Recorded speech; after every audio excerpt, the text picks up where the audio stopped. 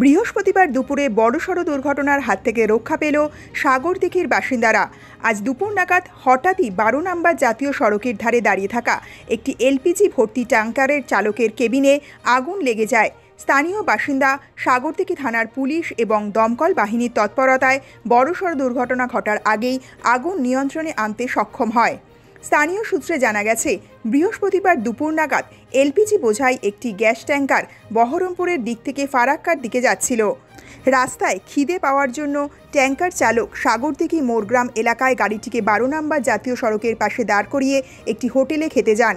এর কিছুক্ষণ পরই ট্যাঙ্কার চালকের কেবিন থেকে আগুন বের হতে দেখা যায়।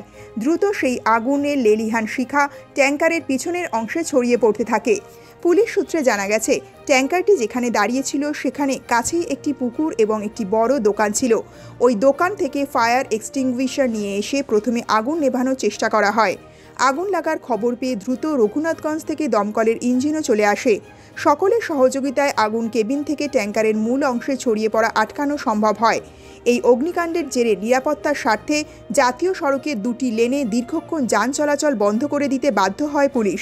তার ফলে 12 নম্বর জাতীয় সড়কে দীর্ঘ যানজট তৈরি হয়। সাগরদিঘি থানার এক আধিকারিক বলেন, প্রাথমিক তদন্তে আমরা জানতে পেরেছি ট্যাঙ্কারটিতে এলপিজি ভর্তি ছিল। কোনোভাবে ট্যাঙ্কারের চালকের কেবিন থেকে গ্যাস বোঝাই অংশে আগুন ছড়িয়ে পড়লে ওই গাড়িটিতে বিস্ফোরণের ঘটনা ঘটত এবং সেক্ষেত্রে আশেপাশে বড় অংশের ক্ষতির সম্ভাবনা ছিল।